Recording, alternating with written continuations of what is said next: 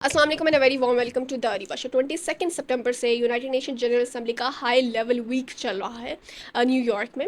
इसमें आपने स्पीचेस देखी होंगी, डिबेट्स देखी होंगी डिफरेंट कंट्रीज़ की।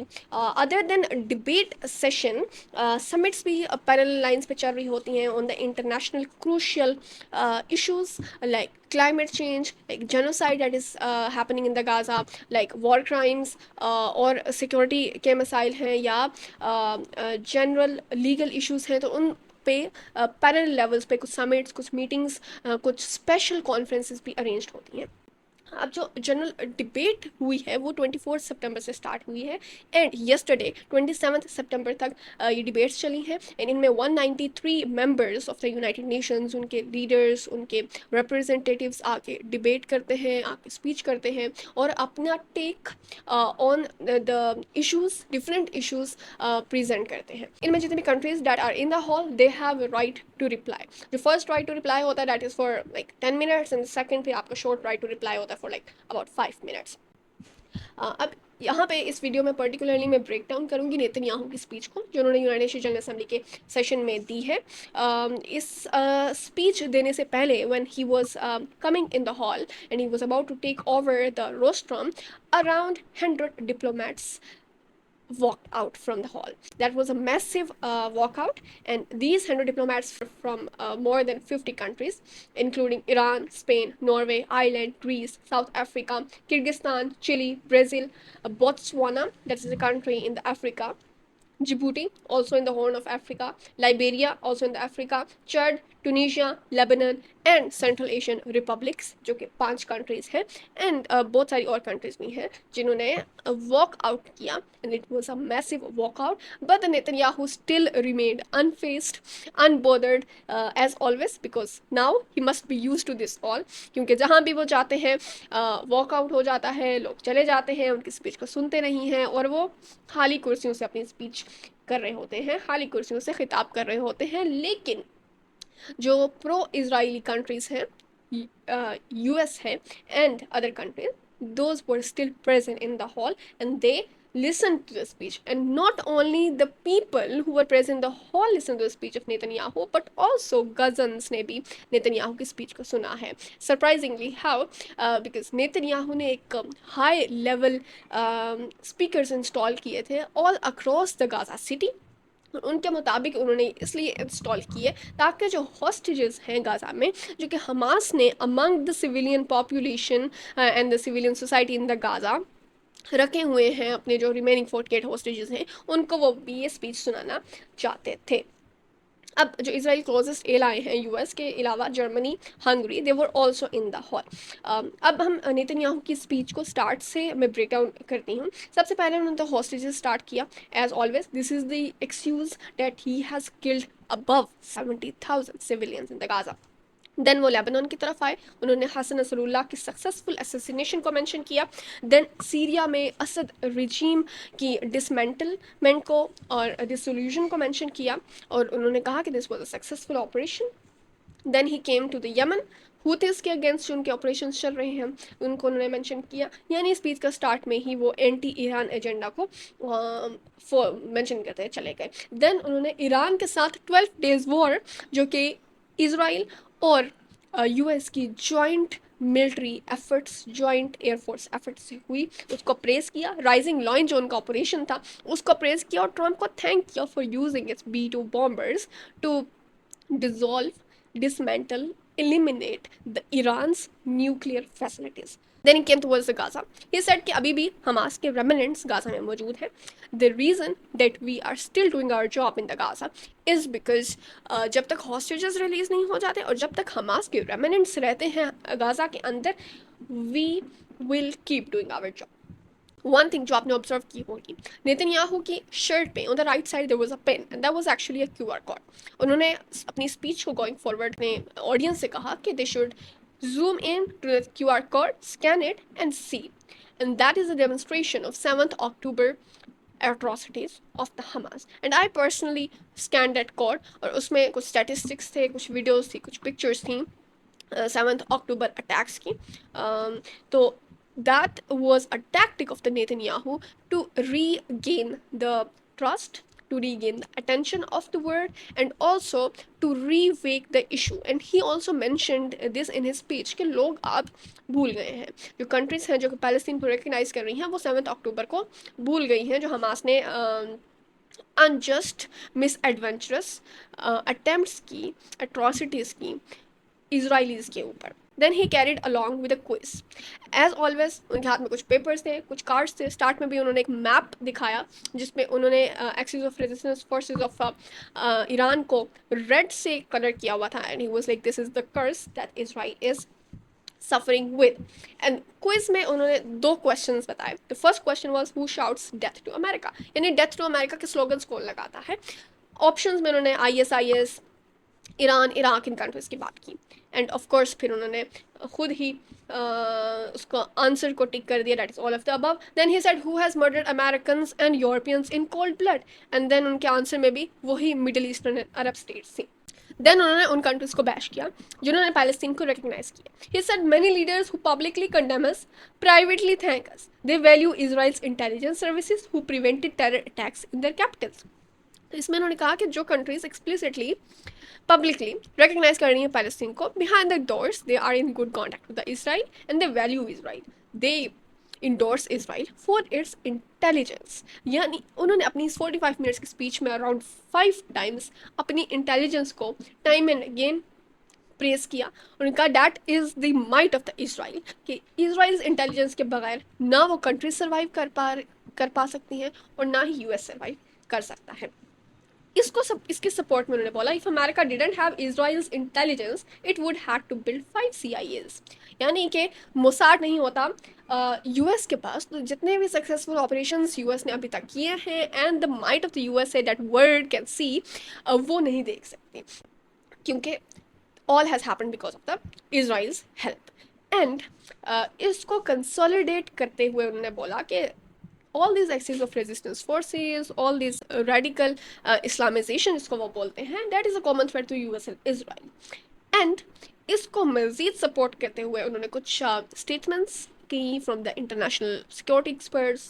जर्मन चांसलर की एक स्टेटमेंट उन्होंने कॉट की in which Israel's doing dirty work for all of us, यानी कि हम सब की प्रोटेक्शन के लिए, जर्मनी के प्रोटेक्शन के लिए, हंगरी के प्रोटेक्शन के लिए, US के प्रोटेक्शन के लिए, it is the Israel that is a shield that we are protected from the atrocities of all misadventurous organizations across the globe. फिर उन्होंने मज़ीद अपनी स्टेटमेंट्स में वॉल्यूम ऐड करने के लिए he said we are walking on footprints of Americans. Now मैंने अपनी पुरानी एक लास्ट वीडियो में जिक्र किया था कि counter terrorism is the licence that US has given to the world, to the India, to the Israel. And this is demonstrated in this Netanyahu speech that we are walking on the footprints of Americans. America, what it did in the Afghanistan, in the Iraq, in the Iran, in the Syria, in the Yemen, is all what we are doing in the Gaza, in the Palestine. Then he again targeted the countries जिन्होंने Palestine को recognize किया. He said biased media, radical Islamist constituencies and anti-Semitic mobs that are driving the decisions of these countries. Means कि उन countries का कोई अपना opinion नहीं है. They do not have any humanitarian watch on the Gaza, and they are not driven by what UN is saying. Instead, they are driven by biased media, radical Islamist constituencies, and anti-Semitic mobs. And he called the Hamas atrocities and actions, and also the people in the Gaza, a reflection, the display of barbarism. He said these countries are the weak leaders, and the charge of genocide on the Netanyahu and his government is a false charge. फिर उन्होंने इसको support करते हुए कहा कि क्योंकि Hamas civilians के among मौजूद है गाज़ा के अंदर, and that is why we have to attempt unfortunately this collateral damage. और civilian to fight death ratio जो है गाज़ा में that is 2:1. Then going forward उन्होंने वही कोलैटरल डैमेज का एक्सक्यूज यूज़ किया जो बहुत सारी countries in the past use करती आ रही हैं. He said civilian to fighter death ratio is 2:1 in the Gaza, which is far less ratio than NATO operations and campaigns in the Afghanistan and the Iraq. Once again वही comparison इन्होंने draw किया जो start में किया. उन्होंने कहा कि non कम्बेटेंट्स जो किल हो रहे हैं एज कम्पेयर टू द कम्बेटेंट, तो एक कम्बेटेंट यानी एक टेररिस्ट या एक हमास फाइटर को मारने के लिए हमें 2 सिविलियंस मारने पड़ते हैं, और ये collateral डैमेज अनफॉर्चुनेट है, लेकिन हमें ये करना पड़ रहा है because Hamas are so embedded in the society of Gaza which is not internationally legally allowed. और ये जो मैथ गेम वो कर रहे हैं, human lives are far more precious than the comparisons and the math game. और इसको अगर हम कंपैरिजन करें on the real grounds the NATO, तो जो नेटो के ऑपरेशन थे अफगानिस्तान और इराक के अंदर, यस सिविलियन डेथ्स हुई थी उनमें, but the scale of the operations were different. The scale of bombing in very crowded area was not the case in those scenarios. Cutting food, cutting water, and making harm to the civilians this much severe was not the case there. Going forward, he said, we are feeding people in Gaza, not starving them. And this war is a unique kind of war because US did not feed the people in Iraq, Afghanistan, and Iran. He said, going forward, he said 2 million ton aid is required in Gaza, and we are sending it. And इसके मुताबिक तो उन्होंने United nation high commission on human rights, watch dog, उस सबको attack कर दिया, target कर दिया। मीन्स कि उनकी जो भी कैलकुलेशंस हैं, according to which 500 to 600 aid trucks are required daily, and less than 50 are going inside. And then he named the countries who mentioned Palestine. And he said कि इन सब कंट्रीज़ ने October 7 को condemn किया था, but now these countries are being distracted by the media, and he called this decision disgraceful. Moving on, he said that we want two-state solution, but it is the Palestinians who do not want it. ये बहुत unconvincing है, because जो recent दोहा attacks हुए उसमें cease fire agreement होने जा रहा था, टू स्टेट सॉल्यूशन की ही बात होने जा रही थी, but Israel shamelessly attack that. उसके बाद उन्होंने इसी अपने स्टेटमेंट्स को के अगेंस्ट की कॉन्ट्रडिक्शन में बात की कि जो पैलेस्टीनियन अथॉरिटी है उसको अगर हम 1 माइल फ्रॉम द जेरूसलम बना दे दें या अथॉरिटी दे दें या एक पैलेस्टीनियन स्टेट बना they just 1 mile away from the Jerusalem, it is same like कि यूएस न्यूयॉर्क से या वाशिंगटन से 1 माइल अवे अलकायदा को एक स्टेट बनाने की जा सकते थे। This statement was clear messaging to the world कि Netanyahu does not want a Palestinian state, और इसमें वो कह रहे हैं कि वे बिल्कुल Palestinian state is equal to the Al Qaeda, Palestinian state is itself terrorist state, और उसको वो 1 mile away from its capital the Jerusalem वो अथॉरिटी नहीं दे सकती। इन वर्ड्स में इसराइल ने पैलेस्टीनियन स्टेट की ऑपोजिशन की, एंड साथ ही कुछ क्लियर वर्ड्स भी बोले जहाँ पे क्लियर वर्डिंग में उन्होंने opposition to the Palestinian state word use किया, और रीजन दिए कि this is the reason the October 7 attacks and all the attacks that have attempted in the past were the reason कि पैलेस्टीनियन स्टेट हम 1 mile away from the Jerusalem नहीं बनने दे सकते।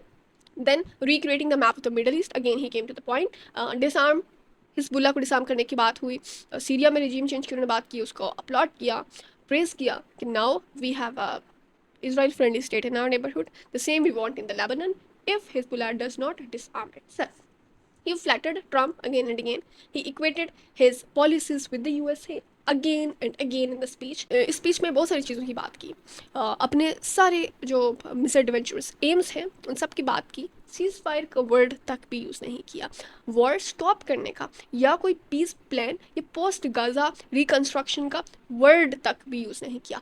नेतन्याहू ने अपनी इस 45 मिनट्स की स्पीच में फ्लैटर किया ट्रम्प को, इक्वेट किया अपनी पॉलिसीज़ को ट्रम्प की पॉलिसीज़ के साथ, वही काउंटर टेररिज्म लाइसेंस रीयूज़ किया, री डिस्प्ले किया जो उन्हें मिला हुआ है ट्रम्प की तरफ से। साथ ही कुछ चीज़ें उन्होंने मिस की हैं जो उन्हें मिस करनी ही चाहिए थी, क्योंकि वो पोस्ट गवर्नेंस रिकन्स्ट्रक्शन के हक़ में ही नहीं है। वो चाहते हैं कि गाज़ा के ऊपर पूरी अथॉरिटी इजराइल की आ जाए, क्योंकि अगर वो 1 mile away from the Jerusalem Gaza को पैलेस्टीनियन अथॉरिटी के अंदर दे देंगे और पैलेस्टीनियन स्टेट होगी just 1 mile away from the Jerusalem, it means like it is same कि यूएस अपनी स्टेट पे अपनी टेरिटरी पे अलकायदा को जगह दे दे, वो अपनी इस गाज़ा को और जितने भी पैलेस्टीनियन स्टेट्स हैं, पैलेस्टीनियन टेरिटरीज हैं, उनको वो अपनी स्टेट मानते हैं। डैट इज़ द रीज़न कि वो पैलेस्टीनियन अथॉरिटी को जगह नहीं दे सकते हैं।